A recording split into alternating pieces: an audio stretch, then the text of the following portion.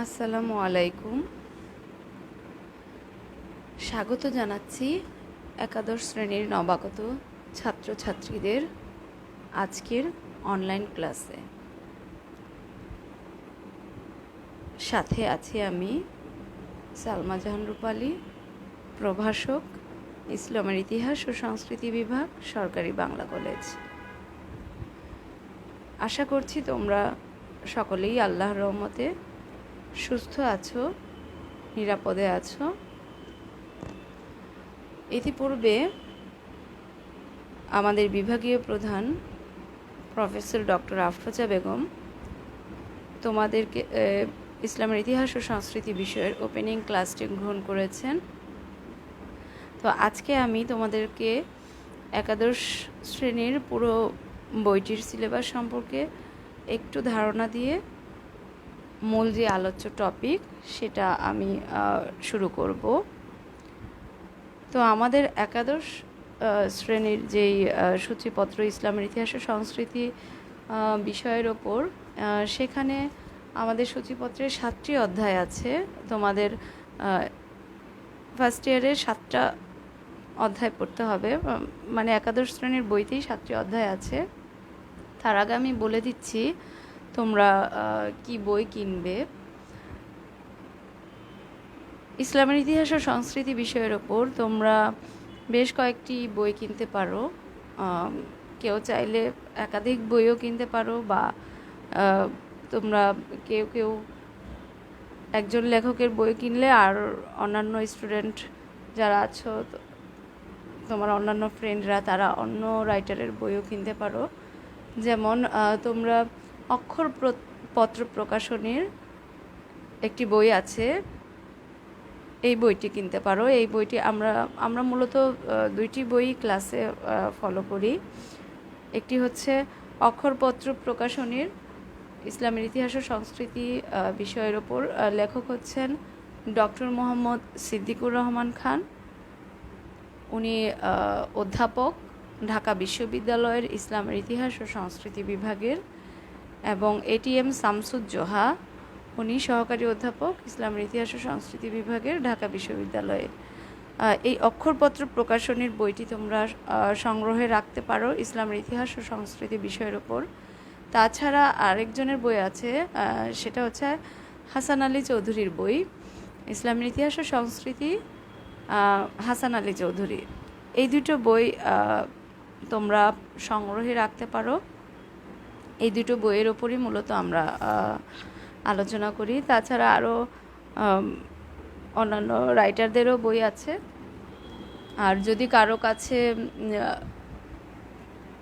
এই বিষয়ের কোনো বই আগে থেকেই থেকে থাকে, কোনো সিনিয়র ভাই বা বোনের কাছ থেকে সংগ্রহ করে থাকো, এই লেখকের বাইরে হলেও সমস্যা নেই। সূচিপত্র, এই 7টা সূচিপত্র সব বইতেই তোমরা পাবে।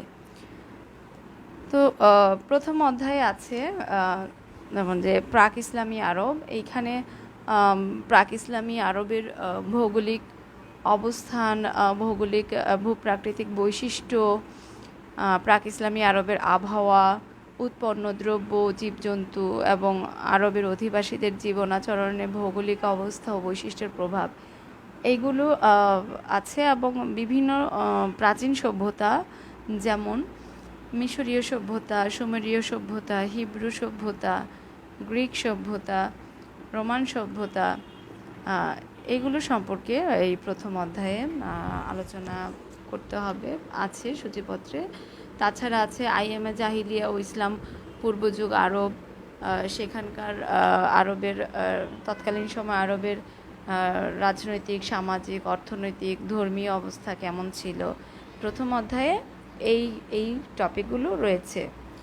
দ্বিতীয় অধ্যায়ে আছে হজরত মুহাম্মদ সাল্লাল্লাহু আলাইহি সাল্লাম 570 থেকে 632 খ্রিস্টাব্দ পর্যন্ত। এইখানে আছে মুহাম্মদ সাল্লাল্লাহু আলাইহি সাল্লামের বাল্যজীবন ও মক্কা জীবন, নবুয়ত লাভ, আবিসিনিয়ায় হিজরত, ওনার মদিনায় হিজরত।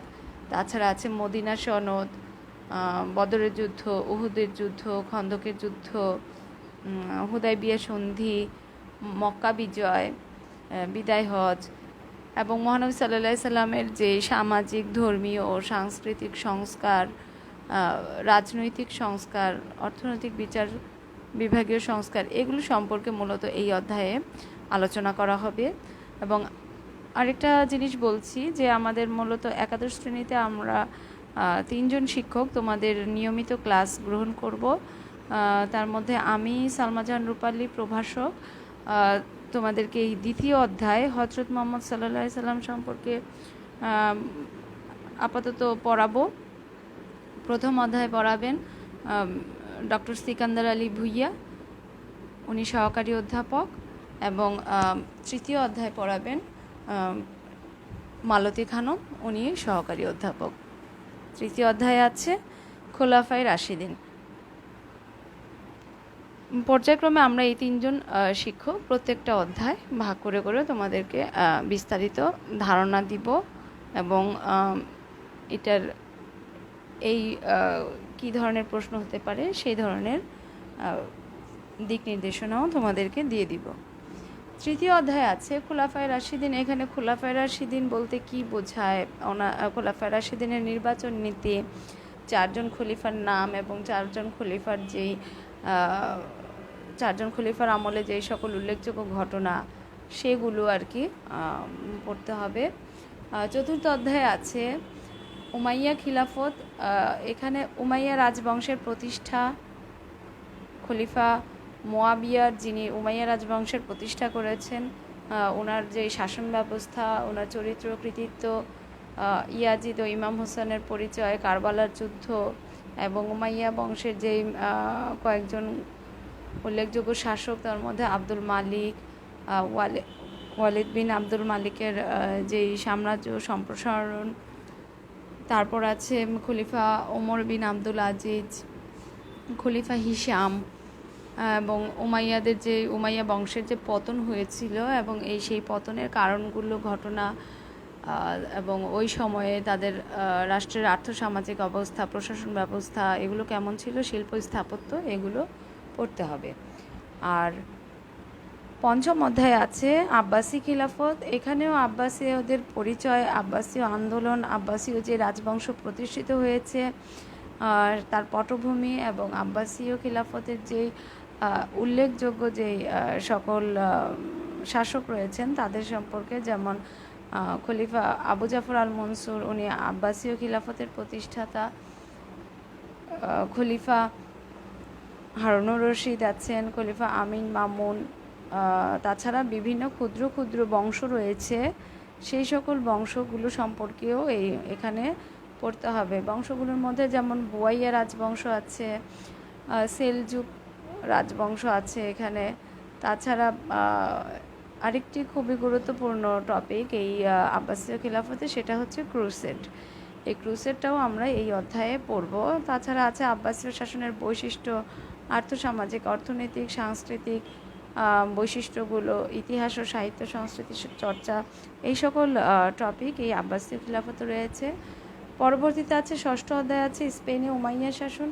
এইখানে আছে মুসলমানদের স্পেন বিজয়, কিভাবে মুসলমানরা স্পেন বিজয় করলো, স্পেনে উমাইয়া আমিরাত প্রতিষ্ঠার যে পটভূমিটা, সেখানে যে আব্দুর রহমান আদ দাখিল, যিনি স্পেনে উমাইয়ার শাসন প্রতিষ্ঠা করেছেন, তার সম্পর্কে, তার কৃতিত্ব সম্পর্কে পড়তে হবে। তাছাড়া আছে যে দ্বিতীয় আব্দুর রহমান, তৃতীয় আব্দুর রহমান, এবং যে স্পেনের রাজধানী কর্ডোবায় যে জ্ঞান বিজ্ঞানের বিকাশ কিভাবে হয়েছিল সেগুলো আমরা দেখব। আর সপ্তম অধ্যায়ে আছে উত্তর আফ্রিকায় ফাতেমীয় খিলাফত। এখানে ফাতেমীয়দের পরিচয় আমরা দেখব। উত্তর আফ্রিকায় ফাতেমী খিলাফত প্রতিষ্ঠার প্রাথমিক ধাপ, ওবায়দুল্লাহ আল মাহাদির পরিচয়, কার্যাবলী।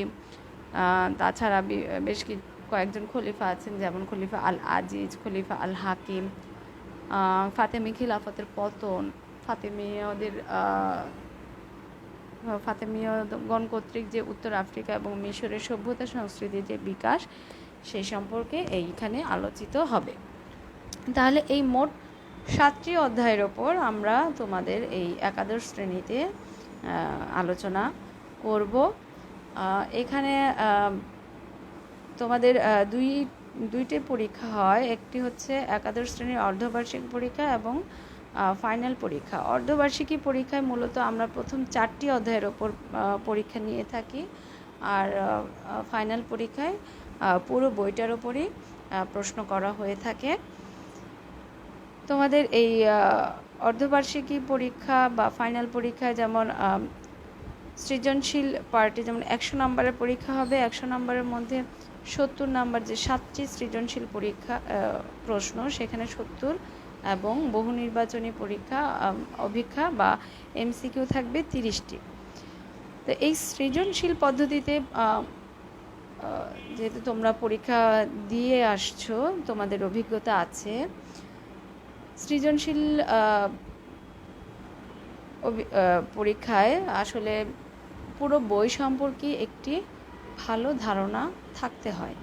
কোনো একটি টপিক সম্পর্কে যদি তোমার ধারণা না থাকে, দেখা গেল এই টপিকটা আসলে সৃজনশীল বা বড় প্রশ্নের জন্য ইম্পর্টেন্ট না হলেও সেখান থেকে কিন্তু বহু নির্বাচনী বা এমসিকিউ প্রশ্ন চলে আসতে পারে। সেজন্য তোমরা পুরো বইটি সম্পর্কেই কিন্তু ভালো একটি ধারণা রাখবে। পুরো বইয়ের প্রত্যেকটা অধ্যায়ের প্রত্যেকটা টপিক সম্পর্কে তোমাদের ধারণা থাকতে হবে। তোমাদের যদি আইডিয়া না থাকে, সেখান থেকে তোমরা ধরতে পারবে না আসলে উদ্দীপকটা কোন টপিকের ওপর করা হয়েছে। আর একটা জিনিস খেয়াল রাখবে, ইসলামের ইতিহাস ও সংস্কৃতি বিষয়টা কিন্তু ইসলাম বা ধর্ম এই ধর্মকেন্দ্রিক না, এটা হচ্ছে মুসলমানদের রাজনৈতিক ইতিহাস। এখানে মুসলমানরা কিভাবে এই পৃথিবীতে কিভাবে মুসলমানদের আগমন, কিভাবে মুসলমানরা এই শুরুটা হয়েছে আরবে, মুসলমানদের শুরুটা এই আরব থেকে কিভাবে তারা সারা বিশ্বে এই ইসলাম ধর্মটা কিভাবে ছড়িয়ে দিল, বা মুসলমানরা কিভাবে সারা বিশ্বের এই ইউরোপ জয় করলো, আফ্রিকা, ইউরোপ এবং এই আরবের বাইরে যে মুসলমানদের যে বিজয় অভিযান, কিভাবে তারা এই সকল বিজয় অভিযান পরিচালনা করলেন, এবং তাদের যেই শাসক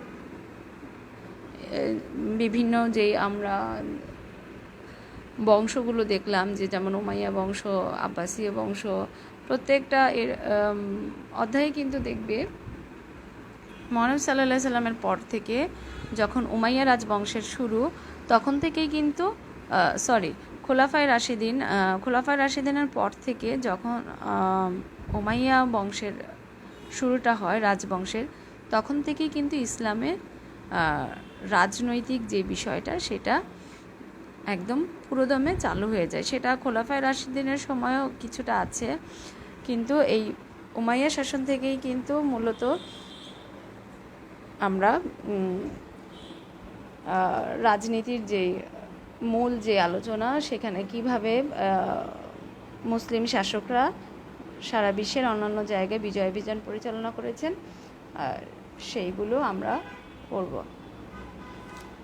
তো আজকের যেই মূল আমার যে আলোচনার বিষয় সেটি হচ্ছে যে দ্বিতীয় অধ্যায়ে আমি পড়াবো তোমাদেরকে হজরত মুহাম্মদ সাল্লাল্লাহু আলাইহি সাল্লাম এই অধ্যায়ের। তো আমি আগে মহানবী সাল্লাল্লাহু আলাইহি সাল্লামের বাল্যজীবন সম্পর্কে একটু তোমাদেরকে একটু বলি। যেহেতু আমাদের সর্বকালের সর্বশ্রেষ্ঠ মহানবী হজরত মুহাম্মদ সাল্লাল্লাহু আলাইহি সাল্লাম মানবতার মুক্তির দূত। উনি 570 খ্রিস্টাব্দের মক্কার সম্ভ্রান্ত কুরাইশ বংশে জন্মগ্রহণ করেন। তার জন্মের পূর্বে পুরো আরব সমাজ ছিল কুসংস্কারাচ্ছন্ন, অন্ধকারাচ্ছন্ন, আর্থসামাজিক, রাজনৈতিক, ধর্মীয় কাঠামো ছিল চরম বিপর্যস্ত। এই পরিস্থিতিতে আরব সমাজে শান্তি প্রতিষ্ঠায় তখন একজন মহামানবের আবির্ভাব অনিবার্য হয়ে পড়েছিল। এই অবস্থায় শান্তি ও কল্যাণের ধারা নিয়ে বিশ্বে আবির্ভূত হন সর্বকালের সর্বশ্রেষ্ঠ মহানবী হজরত মুহাম্মদ সাল্লাল্লাহু আলাইহি সাল্লাম। তিনি একজন ছিলেন আসলে সমগ্র বিশ্ববাসীর জন্য সর্বোত্তম আদর্শ। এক আল্লাহর প্রতি বা তাওহীদের আহ্বান জানিয়ে তিনি মানুষকে কুফর, শিরক বিদাতের যে কলঙ্ক সেটা থেকে মুক্ত করে তাওহীদ ভিত্তিক আদর্শ সমাজ ও রাষ্ট্র প্রতিষ্ঠায় উদ্যোগী হয়েছেন। আর এই মহান কাজটি করতে গিয়ে তাকে প্রতিনিয়ত নানা ঘাত প্রতিঘাতের সম্মুখীন হতে হয়েছে। সকল বাধা বিপত্তি অতিক্রম করে তিনি মানুষের জন্য পূর্ণাঙ্গ জীবনবিধান ইসলামকে একমাত্র শান্তির ধর্ম হিসেবে তিনি সুপ্রতিষ্ঠিত করেছেন। তার এই মহানবী সাল্লাল্লাহু আলাইহি সাল্লামের এই সংগ্রামী জীবনের নানা ঘটনা, যেমন আমরা হিলফুল ফুজুল গঠন, হিজরত, মদিনা সনদ প্রণয়ন, বিভিন্ন যুদ্ধ, হুদায়বিয়ার সন্ধি, মক্কা বিজয় প্রভৃতি প্রত্যেকটি ঘটনাই রয়েছে মুসলমানদের জন্য যে একটি মহান শিক্ষা রয়েছে, সেটা আমি পর্যায়ক্রমে তোমাদের সাথে আলোচনা করব। এইসব ঘটনাগুলির আলোকে মুসলমানগণ নিজেদের বর্তমান এবং ভবিষ্যৎ গড়ে তুলবে, এটাই ছিল সকলের প্রত্যাশা। তাছাড়া এই মহানবী সাল্লাল্লাহু আলাইহি সাল্লামের সুমহান চারিত্রিক গুণাবলীর আলোকেই কিন্তু মুসলমানগণ নিজেদেরকে সামাজিক, মানবিক ও নৈতিক মূল্যবোধ সম্পন্ন মুসলিম জাতি হিসেবে নিজেদেরকে গড়ে তুলবে, এটা আমাদের সকলের প্রত্যাশা। মহানবী সাল্লাল্লাহু আলাইহি সাল্লামের মাতার নাম বিবি আমেনা এবং পিতার নাম আব্দুল্লাহ। ওনার যে গুরুত্বপূর্ণ একটি সংগঠন হিলফুল ফুজুল গঠন, সেটা আসলে হিলফুল ফুজুলটা কি? এটা হচ্ছে একটি শান্তি সংঘ। 584 খ্রিস্টাব্দে, যেটা হচ্ছে প্রাচীন প্রাক ইসলামী আরবে যে উকাজ মেলা, এটা একটি বিখ্যাত একটি মেলা। সেই উকাজ মেলায় ঘোড়দৌড় মানে ঘোড়ার দৌড় যে প্রতিযোগিতা, জুয়া খেলা, কাব্য প্রতিযোগিতাকে কেন্দ্র করে পবিত্র জিলকদ মাসে কুরাইশ ও হাওয়াজিন গোত্রের মধ্যে যুদ্ধ শুরু হয়। প্রাক ইসলামী, এখানে তোমরা খেয়াল রাখো যে প্রাক ইসলামী আরবের একটি বৈশিষ্ট্য হচ্ছে কিন্তু যুদ্ধ বিগ্রহ। তারা কিন্তু প্রতিনিয়তই কোনো না কোনো গোত্রের সাথে যুদ্ধ বিগ্রহে সবসময় সংঘর্ষ তাদের মধ্যে লেগেই থাকতো। তো এই যে উকাজ মেলা তাদের একটি সামাজিক একটি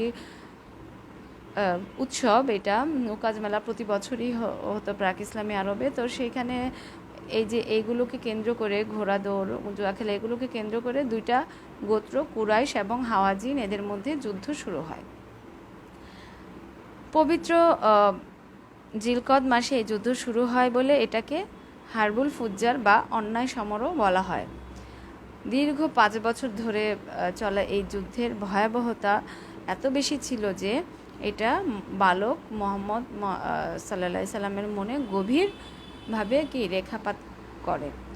সমাজে শান্তি প্রতিষ্ঠার জন্য তিনি 595 খ্রিস্টাব্দে সমমনা কয়েকজন উৎসাহী যুবক এবং পিতৃব্য জুবায়েরকে নিয়ে একটি শান্তি সংঘ প্রতিষ্ঠা করেন, যেটা ইতিহাসে হিলফুল ফুজুল বা শান্তি সংঘ নামে পরিচিত।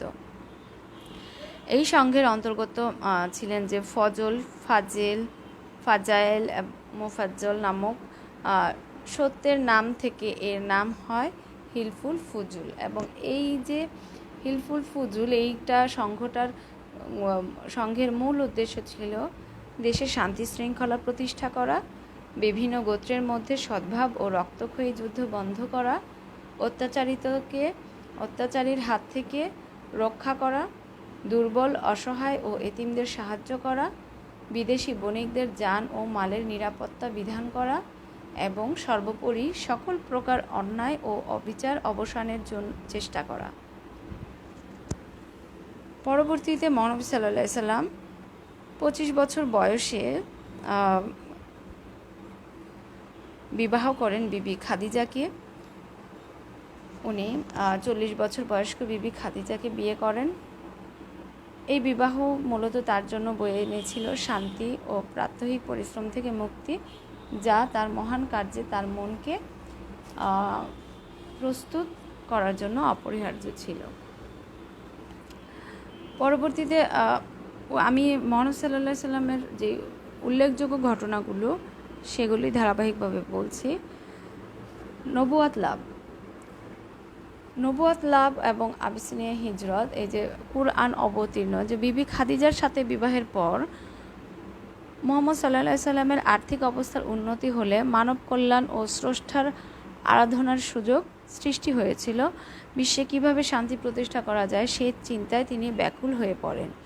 এই জন্য তিনি প্রায়ই কাবা ঘর থেকে 3 মাইল দূরে জাবাল আর নূর বা নূর পাহাড়ের হেরা নামক গুহায় নির্জনে ধ্যানমগ্ন থাকতেন। অবশেষে 40 বছর বয়সে 610 খ্রিস্টাব্দে পবিত্র রমজান মাসের 27 তারিখে তিনি ঐশীবাণী লাভ করেন। স্বর্গীয় দূত জিব্রাইল আলাইহিস সালাম হেরা পর্বতের গুহায় আবির্ভূত হন এবং তাকে বলেন, ইকরা বিসমি রাব্বিকাল্লাযী খালাক, পড়ুন আপনার প্রভুর নামে। তিনি প্রায় ভয় পেয়ে গিয়ে বাড়িতে ফিরে বিবি খাদিজাকে তার বস্ত্রাবৃত করতে বললেন। বিবি খাদিজা তাকে অভয় দিলেন এবং বৃদ্ধ এবং অন্ধ চাচাতো ভাই নওফলের পুত্র ওয়ারাকারের নিকট নিয়ে গেলেন। সেখানে ওয়ারাকার ইহুদি ও খ্রিস্টান ধর্মগ্রন্থ সম্পর্কে তার যে জ্ঞান ছিল, তিনি এই ঘটনার বিবরণ শুনে মুহাম্মদ যে অচিরেই যে উনি নবী বা পয়গম্বর হবেন সেটা তিনি জানালেন। এইভাবে হযরত মুহাম্মদ সাল্লাল্লাহু আলাইহি সাল্লাম আল্লাহর প্রত্যাদেশ লাভের মাধ্যমে নবুয়ত লাভ করেন। নবুয়ত লাভের এই ঘটনার পর দীর্ঘ 23 বছর ধরে বিভিন্ন সময়ে বিভিন্ন পরিস্থিতিতে মুহাম্মদ সাল্লাল্লাহু আলাইহি সাল্লামের নিকট ওহী নাজিলের মাধ্যমে মহাগ্রন্থ আল কুরআন পূর্ণাঙ্গতা লাভ করে। ইসলামের তৃতীয় খলিফা হযরত ওসমান রাদিয়াল্লাহু তাআলা আনহুর সময় মহাগ্রন্থ আল কুরআন বর্তমান সংকলিত গ্রন্থাকারে লিপিবদ্ধ হয়। আবিসিনিয়া হিজরত, উনি 615 খ্রিস্টাব্দে হযরত ওসমান ও তার স্ত্রী রুকাইয়া সহ 15 জন, এখানের মধ্যে 11 জন পুরুষ ও 4 জন নারী মুসলিম নাজ্জাসীর দরবারে আশ্রয় গ্রহণ করেন। এখানে আবিসিনিয়া হিজরত আসলে মহানবী সাল্লাল্লাহু আলাইহি সাল্লাম যখন কুরাইশ বংশ নিয়ে জন্মগ্রহণ করলেও কুরাইশরা কিন্তু সব সময় কিন্তু মহানবী সাল্লাল্লাহু আলাইহি সাল্লামকে মানসিক এবং শারীরিকভাবে অত্যাচার করত। কারণ মহানবী সাল্লাল্লাহু আলাইহি সাল্লামের যেই চারিত্রিক বৈশিষ্ট্য, ওনার সত্যবাদিতা এবং ওনার যে চারিত্রিক বৈশিষ্ট্যর কারণে অন্যান্য সাধারণ জনগণ কি তার যেই মহানবী সাল্লাল্লাহু আলাইহি সাল্লাম উনি যেই একত্ববাদের নতুন ধর্মের যে উনি বার্তা নিয়ে আসেন, সকলেই এটাতে মুগ্ধ হয়ে এই ইসলাম ধর্ম গ্রহণ করতে থাকে। বিধায় কুরাইশরা আরও বেশি ঈর্ষান্বিত হয়ে যায় এবং মহানবী সাল্লাল্লাহু আলাইহি সাল্লামের মহানবী সাল্লাল্লাহু আলাইহি সাল্লামকে হত্যা করার জন্য কিন্তু তারা সর্বদাই কিন্তু ব্যাকুল ছিল। তো এই যে কুরাইশদের অত্যাচারে যখন চরম আকার ধারণ করে, তখন মহানবী সাল্লাল্লাহু আলাইহি সাল্লাম আল্লাহর নির্দেশে তার শিষ্যদেরকে নিয়ে আবিসিনিয়ায়, যেটা বর্তমান ইথিওপিয়া, সেখানে হিজরত করার পরামর্শ দেন। তখন আবিসিনিয়ার শাসক ছিলেন খ্রিস্ট ধর্মাবলম্বী আসহেমা, যিনি রাজা নাজ্জাসী নামেও পরিচিত ছিলেন। তো প্রথম পর্যায়ে 615 সালে এই 15 জন যান, আর দ্বিতীয় পর্যায়ে 616 খ্রিস্টাব্দে মহানবী সাল্লাল্লাহু আলাইহি সাল্লাম তাদেরকে আবারও আবিসিনিয়ায় যাবার নির্দেশ দিলেন। এখানে আবার দ্বিতীয় পর্যায়ে কিন্তু মুসলমানদের সংখ্যা আমরা বৃদ্ধি পেতে দেখি। এখানে ছিল 83 জন পুরুষ এবং 18 জন নারী। এই ঘটনা মুসলমানদের এই যে এই 1 বছরের মধ্যে ইসলাম ধর্মের প্রসার পেয়েছে এটা প্রমাণ করে। এই 83 জন পুরুষ এবং 18 জন স্ত্রী নাজ্জাসীর নিকট আশ্রয় প্রার্থী হলে মুসলমানদের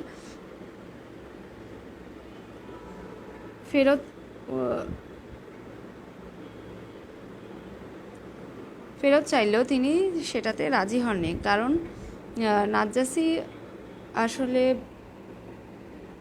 এই মুসলমান সংখ্যা বৃদ্ধি পাওয়ার কারণে তারা এই ইসলাম ধর্মের যে ক্রমশ বৃদ্ধি পাচ্ছে এটার প্রতি তারা খ্রিস্টানরা ঈর্ষান্বিত হয়ে পড়ছিল। এই আবিসিনিয়া হিজরতের মাধ্যমে এই প্রথম পর্যায় থেকে দ্বিতীয় পর্যায়ে এই 1 বছরের মধ্যে যে মুসলমানদের সংখ্যা এত বৃদ্ধি পেয়েছে, এটার কারণে মুসলমানদের মনোবল বৃদ্ধি পেয়েছে। কুরাইশদের যে মনোবল সেটাতে ভাঙন সৃষ্টি হয়েছে। এটা মুসলমানদের জন্য একটা আশীর্বাদ স্বরূপ ছিল, কারণ আবিসিনিয়া ছিল একটা খ্রিস্টান রাজ্য। আরবদের সাথে তাদের একটা যুদ্ধ সংগঠিত হয়েছিল 570 আনুমানিক ওই সময় 570 খ্রিস্টাব্দে, তাই তারা ছিল শত্রুপক্ষ।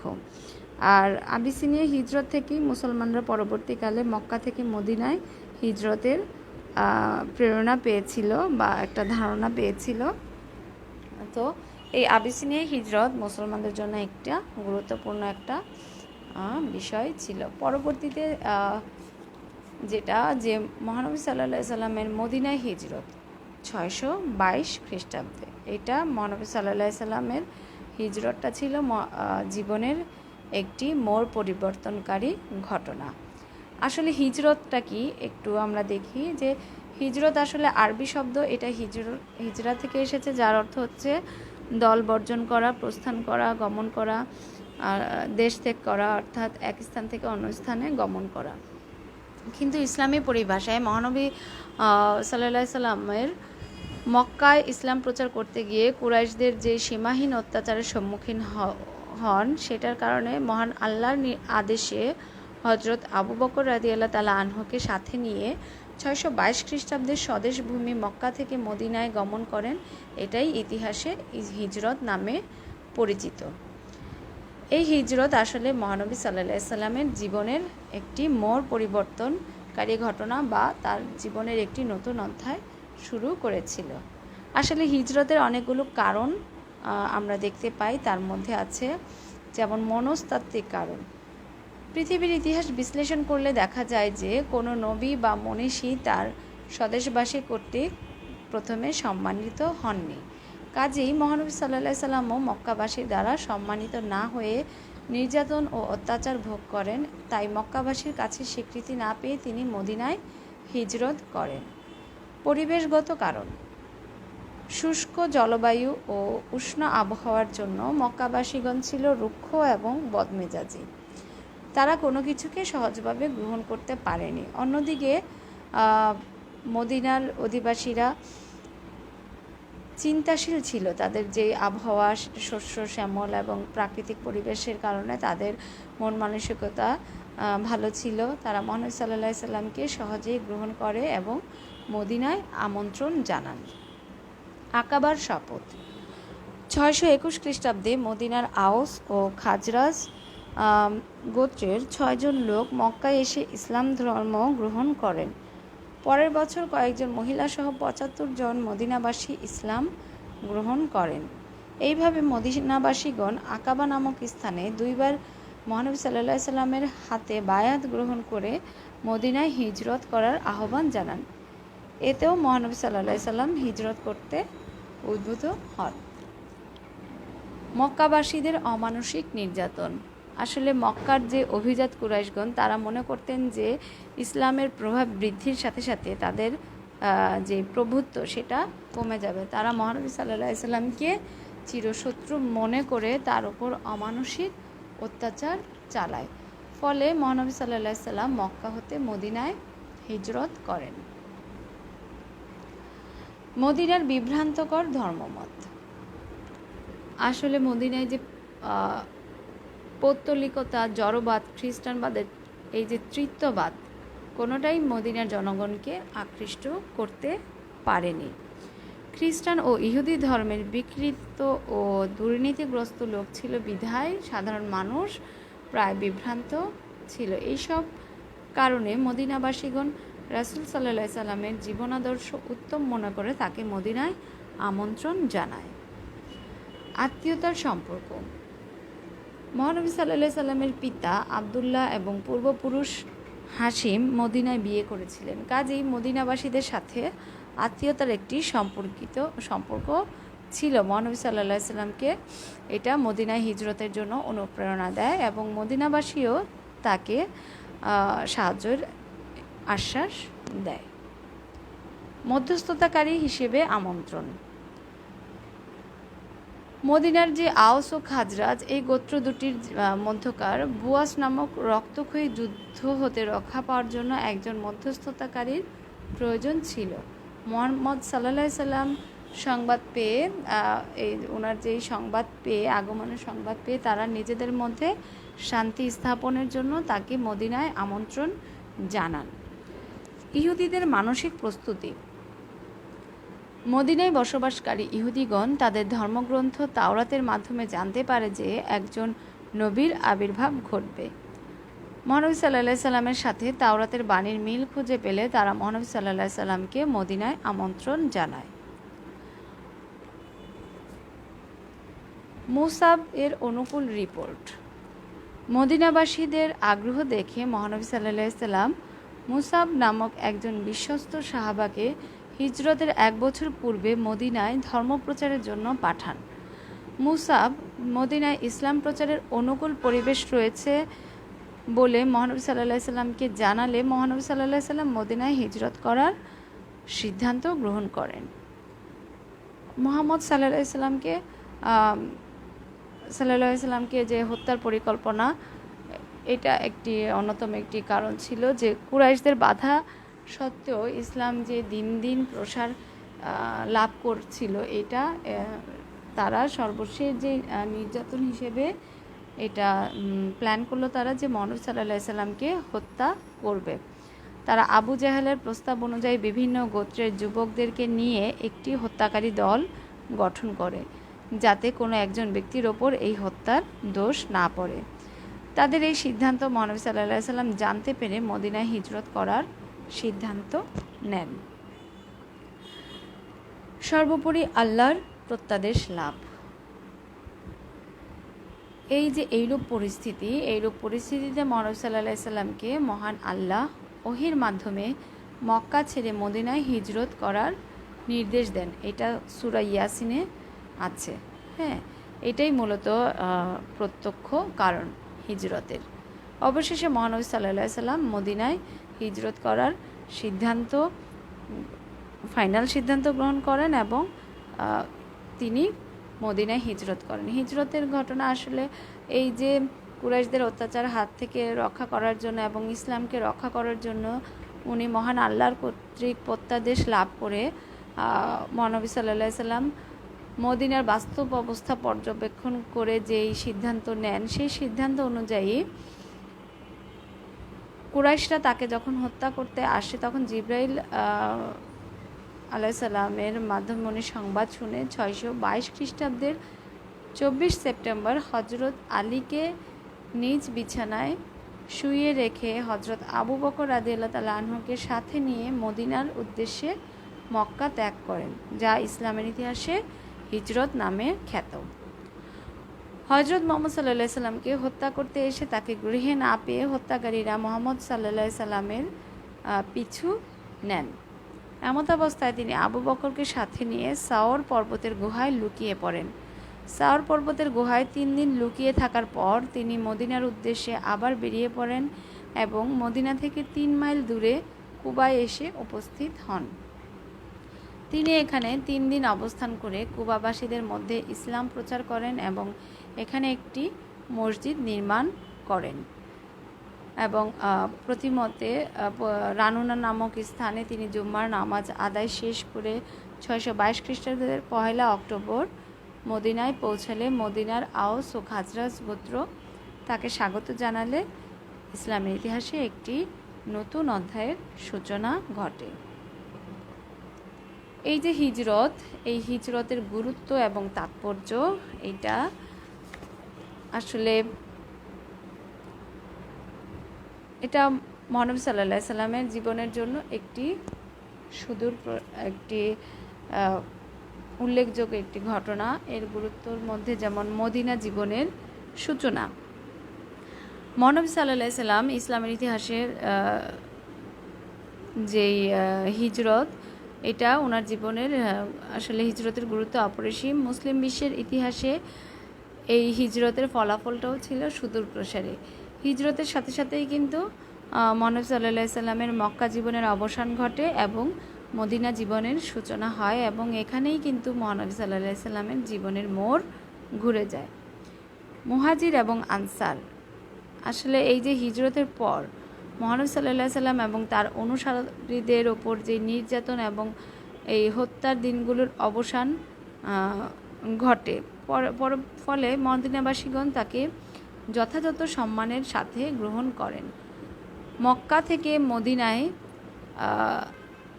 হিজরতকারীগণ, যারা মক্কা থেকে মহানবী সাল্লাল্লাহু আলাইহি সাল্লামের সাথে যারা এসেছিলেন, তাদের ঘর বাড়ি ছেড়ে, ধন সম্পদ ছেড়ে, যারা ইসলাম ধর্ম গ্রহণ করে মহানবী সাল্লাল্লাহু আলাইহি সাল্লামের সাথে যারা হিজরত করে মদিনায় এসেছেন, তাদেরকে বলা হয় মুহাজির।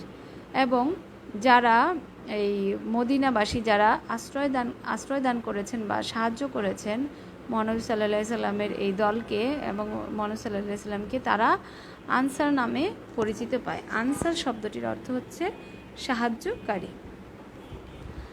মদিনায় রাষ্ট্র গঠন ও মদিনার গুরুত্ব বৃদ্ধি। মহানবী সাল্লাল্লাহু আলাইহি সাল্লামের হিজরতের ফলে মদিনাতে ইসলামী রাষ্ট্র গঠিত হয়। মদিনার বিভিন্ন গোত্রগুলোকে একত্রিত করে তিনি ইসলামী রাষ্ট্রের গোড়াপত্তন করেন। হিজরতের পর মদিনায় এসে তিনি একজন বিচক্ষণ রাষ্ট্রনায়ক হিসেবে পরিচিতি লাভ করেন। সকলের কাজের কেন্দ্রবিন্দু হিসেবে মদিনার গুরুত্ব ধীরে ধীরে বৃদ্ধি পেতে থাকে। হিজরি সাল প্রবর্তন। মহানবী সাল্লাল্লাহু আলাইহি সাল্লামের হিজরতকে চিরস্মরণীয় করে রাখার জন্য খলিফা ওমর রাদিয়াল্লাহু তাআলা আনহু হিজরি সন প্রবর্তন করেন। আরবি সাল ও তারিখ গণনার ক্ষেত্রে এই হিজরি সালের গুরুত্ব অপরিসীম। এই সময় থেকেই হিজরি সাল 622 সাল থেকেই কিন্তু হিজরি সালের প্রবর্তন ঘটে। ভ্রাতৃত্ব প্রতিষ্ঠা। মহানবী সাল্লাল্লাহু আলাইহি সাল্লামের মদিনায় আগমনের ফলে মদিনার যে আওস ও খাজরাজ এই গোত্রের যে সুদীর্ঘকালের যে দ্বন্দ্ব, সেই দ্বন্দ্বের অবসান ঘটে এবং মদিনাবাসীগণ দীর্ঘদিনের ভেদাভেদ ভুলে গিয়ে ভ্রাতৃত্ব বন্ধনে আবদ্ধ হয়। আসলে এই যে বনি আওস এবং বনি খাজরাজ এই গোত্রদ্বয় ইসলামী বিশ্ব ভ্রাতৃত্বের প্রভাবে তাদের যে দৃঢ়মূল এবং সাংঘাতিক যে রক্তক্ষয়ী বিবাদ, এটা যে দূর হয়েছে, এটা ইসলামের আদর্শকে কেন্দ্র করে তারা সংঘবদ্ধ হয় এবং মুসলিম প্রজাতন্ত্রের কেন্দ্রীয় শক্তিতে তারা পরিণত হয়। নবীর শহর নামকরণ। এই যে মদিনা, এই মদিনার পূর্ব নাম কিন্তু ছিল ইয়াসরিব। এই ইয়াসরিববাসী মহানবী সাল্লাল্লাহু আলাইহি সাল্লামের প্রতি সম্মান প্রদর্শনের জন্য তাদের নগরীর পুরাতন নাম পরিবর্তন করে নতুন নাম রাখেন মদিনাতুন নবী বা নবীর শহর। এতে মদিনাবাসীদের সম্মান বহুগুণে বৃদ্ধি পায়। পরবর্তীকালে ইয়াসরিব মদিনা নামে বিশ্বে পরিচিতি লাভ করে। সনদ প্রণয়ন। মহানবী সাল্লাল্লাহু আলাইহি সাল্লাম মদিনায় পৌঁছে এই অঞ্চলের নাগরিকদের জন্য একটি সংবিধান প্রণয়ন করেন, যা ইসলামের ইতিহাসে মদিনা সনদ নামে পরিচিত। এটাই কিন্তু পৃথিবীর ইতিহাসের সর্বপ্রথম লিখিত সংবিধান। হিজরতের ফলেই মহানবী সাল্লাল্লাহু আলাইহি সাল্লাম বিশ্বের প্রথম লিখিত সংবিধান মদিনা সনদ প্রণয়ন করেন। মহানবী সাল্লাল্লাহু আলাইহি সাল্লামের মর্যাদা বৃদ্ধি।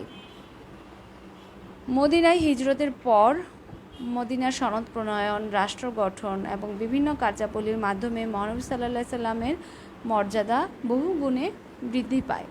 একজন রাজনীতিবিদ এবং রাষ্ট্রনায়ক হিসেবে তিনি আবির্ভূত হন। ধর্মপ্রচারের পাশাপাশি তিনি রাষ্ট্র পরিচালনারও দায়িত্ব গ্রহণ করেন। এই যে মদিনা, আসলে এই যে মক্কা থেকে মদিনায় হিজরত, এই 622 খ্রিস্টাব্দে মহানবী সাল্লাল্লাহু আলাইহি সাল্লামের এই হিজরত ইসলামের ইতিহাসে একটি খুবই গুরুত্বপূর্ণ অধ্যায়। আজকে আমি তোমাদের সাথে এই হিজরত সম্পর্কে আলোচনা করেছি। পরবর্তী ক্লাসে আমি আলোচনা করব মদিনা সনদ। তোমরা আশা করছি যে এই ক্লাসটি করে উপকৃত হয়েছ। তোমরা ভালো থেকো, নিরাপদে থেকো। আজকে তোমাদের সাথে এখানেই আমার ক্লাস সমাপ্ত ঘোষণা করছি। আল্লাহ হাফেজ।